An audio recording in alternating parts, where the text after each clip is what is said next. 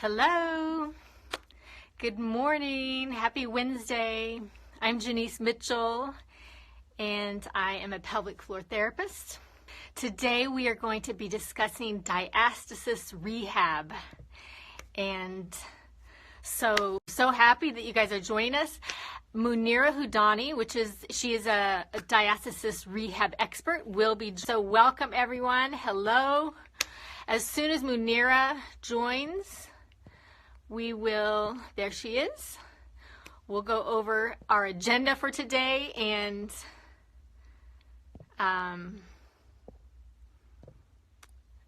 good, here we go. Hello. We are connecting now, so thank you guys for joining us. If you'll just be patient while we get, there we are. Hi, Munira. Hi, can you hear me okay? Yeah. Okay, well. Sorry, I'm just setting up my camera here. Oh, you're good. While you're doing that, I'm going to go over just a little bit of what we covered part one interview. Okay, so 2 weeks ago, Munira and I had about a 45-minute Instagram live interview on Diastasis Recti, and some of the topics that we covered were: when should we start working on diastasis, when exercising to heal it, how long until you should see improvement, how can you cue clients to connect to the pelvic floor if they haven't done it before, how do you know when it's healed, how to repair it years after giving birth, is it preventable, and does it become normal? So all of those questions are in our part one interview, and that is available on the MyPFM YouTube channel. So I encourage you to go check that out. I'm having a little camera wiggling myself. So Munira, could you just, for those that may not have been with us last time, could you summarize Diastasis Recti? Sure. Okay, and can you hear me okay? I can hear you. Okay, perfect. So diastasis rectus abdominis is a condition that happens usually as a result of pregnancy.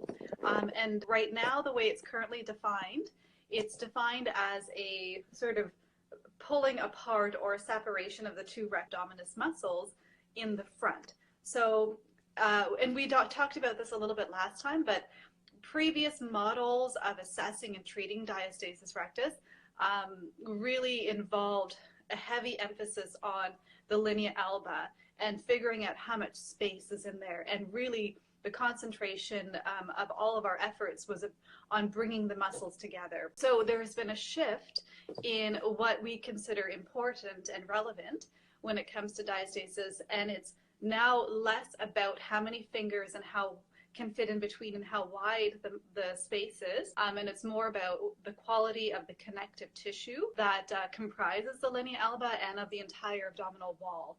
So there's it's a bit more comprehensive. Yes, good. Thank you. Audience, please send in questions. We're going to go over a list. We've gotten a lot of great questions. So we have some topics that we're going to cover today. Unfortunately, we're not going to be able to cover all of the questions today. So we're going to have a part 3 in early January, and we'll probably the second week, but we'll announce what the date is as soon as we get that solidified. So the topics that we're going to cover today are diastasis treatment, yoga, low pressure fitness, binding, so some specifics there, bloating and constipation, and surgery. So please stay with us. If for some reason you have to leave, this is going to be on our Instagram live channel for the next 24 hours, and then we hope to have it seamlessly uploaded to our Instagram TV channel. So hopefully we get all of that solidified. We're still learning the ins and outs of technology here. So before we get started, diastasis or diastasis, you're going to hear both Munira and I referring to it differently, and I think it's just based on where we learned the word, and both of them are correct. So tomato, tomato, potato, potato, right? Yes. All right, so let's jump into treatment. So how often do we need to do transverse abdominis exercises to help? Okay, so this depends on where you're at in rehab process. So someone who's just starting off in their rehab, they're going to be doing exercises almost on a daily basis, whereas because that kind of exercise program is very different to someone who is doing more strength-based exercises who sort of progressed along and now are strengthening the muscle. Very different concept.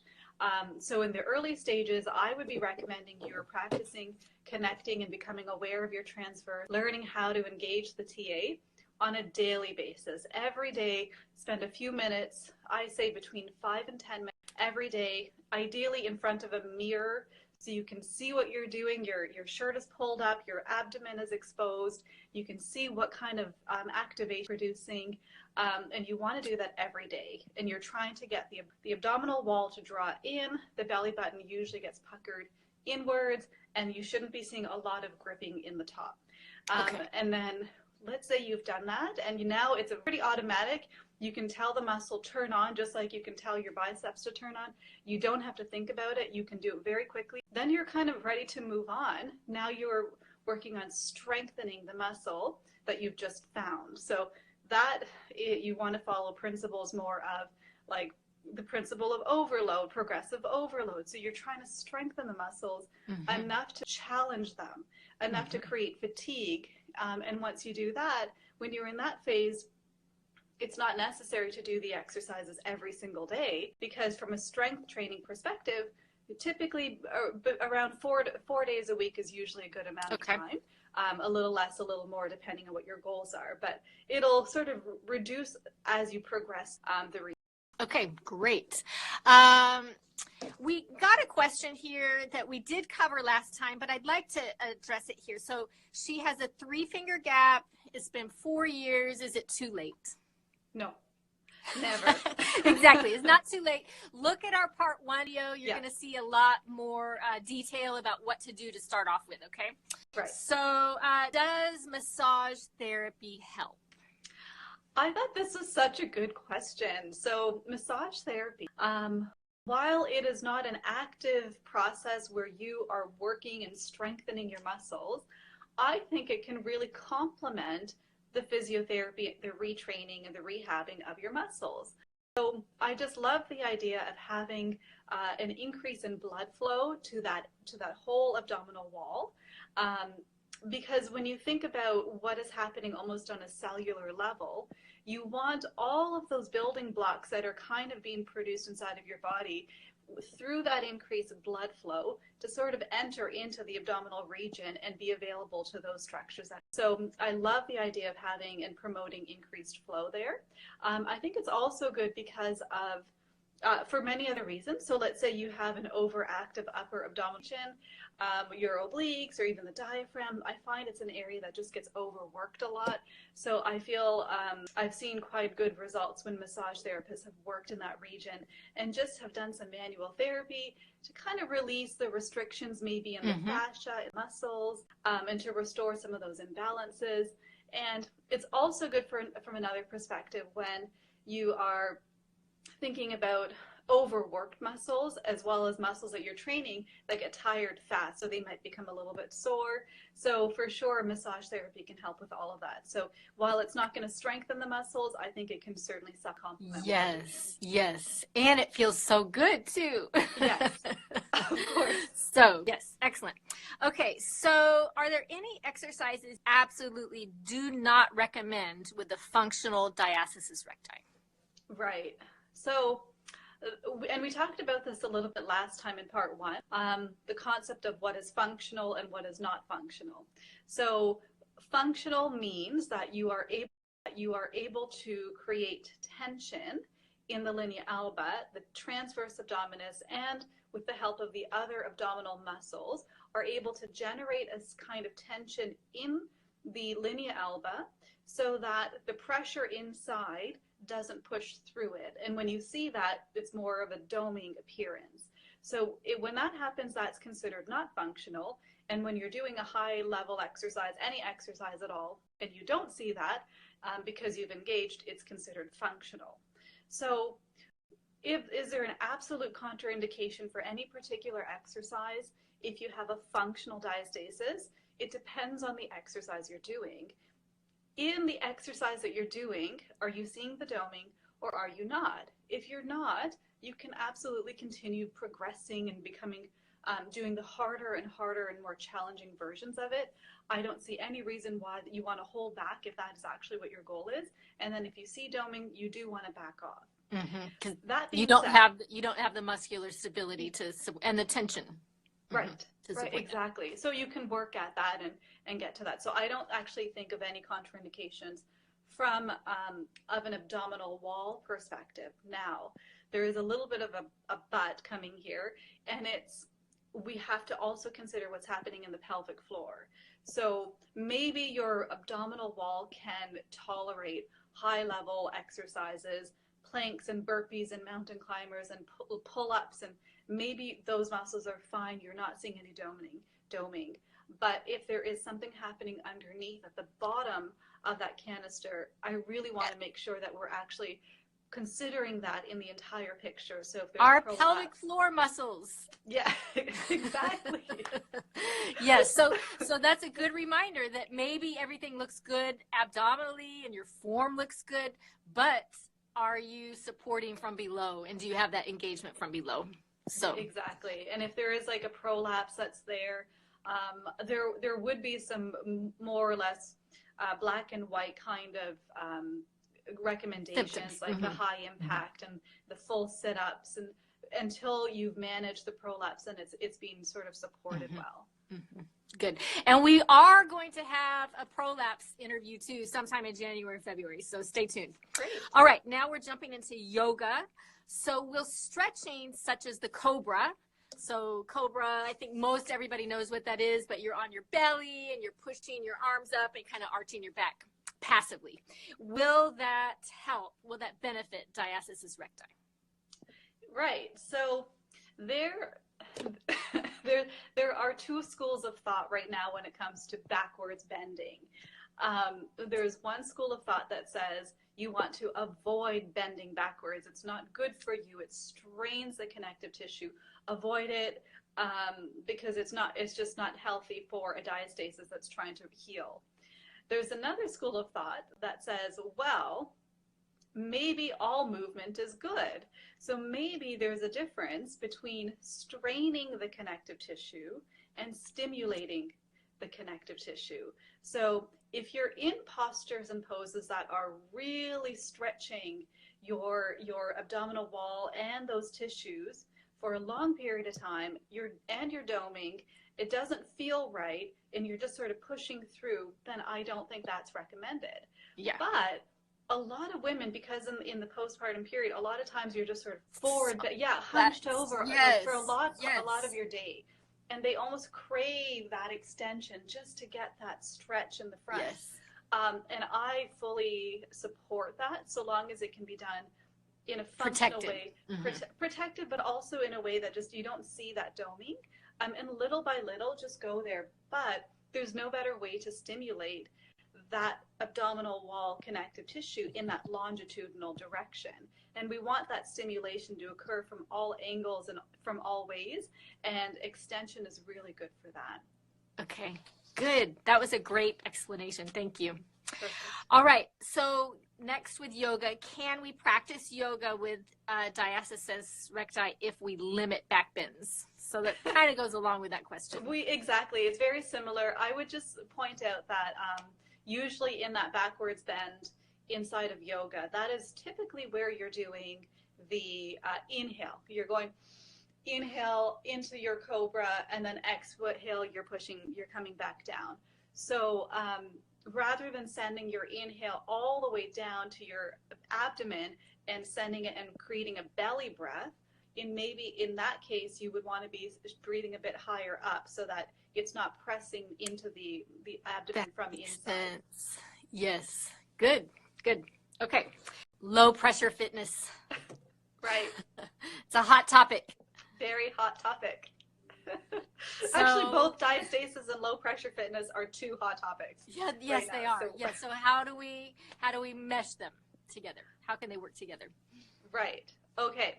So low pressure fitness or hypopressives, I believe they're the same. I'm not trained in it personally. I'm very well aware of the technique. And I know many practitioners, and I work with many of them who are trained in hypopressives. So and I have many patients myself who have been taught hypopressives. So the premise behind hypopressives, yeah, if I can explain it from my understanding of Yes, it. yes. I'm not also, that's not my area of expertise. So yeah, mine if either. any of you all out there would like to give us some additional input either during or after, you're welcome to. But here's Absolutely. what we have. Yeah, absolutely. Okay, so the premise behind hypopressives is it's actually a combination of a breathing technique and different postures. So the breathing technique that is involved is one where you create a suctioning, sort of a vacuuming effect from the inside. It creates a tension that pulls from the inside all the way from the bottom and pulls upwards. And as a result of doing this, it's called the apnea. As a result of doing an apnea, you end up getting a lifting action of the pelvic floor and an involuntary sucking in, drawing in of the abdomen. And the diaphragm, I believe, also gets lifted from that entire breath. So I think they are suggesting that what it does is it works the involuntary aspect of the inner core. So it doesn't work that active part where we're trying to strengthen it, but it works more the involuntary aspect, and also therefore helps to manage intra-abdominal pressure. Okay. So because of that, it also creates a negative pressure. So that's why it's called low pressure fitness. Whereas you do a plank, that's a high pressure exercise. So one is taking away and one is adding pressure to the system. And both of them can work, but in different ways. So when I think of strengthening the TA, so this is just me and me talking out loud and thinking it through and what it does. When I think of strengthening the TA, intra-abdominal pressure is actually very important. It's a very important component to stimulating that muscle from the inside. It sort of pushes on it, reflexively the TA contracts. So that's literally what its function is to control and manage intra-abdominal pressure. There was a study done by Cresswell and colleagues, and what they did is they had people lie down on their side, and from there they had them maximally press forward, do a trunk flexion, and maximally extend backwards. And they measured the amount of pressure that was produced and the amount of TA activation that was produced, in addition to all the other muscles of the abdominal wall. So what they found was that when you flex maximally forward, all of your muscles of the abdominal wall are active, including the TA, and there's a pretty near maximum intra-abdominal pressure produced as well. They found that when you extend backwards against that resistance, all of the abdominal muscles are pretty much absent, except for, so the erector muscles in the back were on, but the abdomen muscles were not, except for the TA, and there was still high levels of intra-abdominal pressure.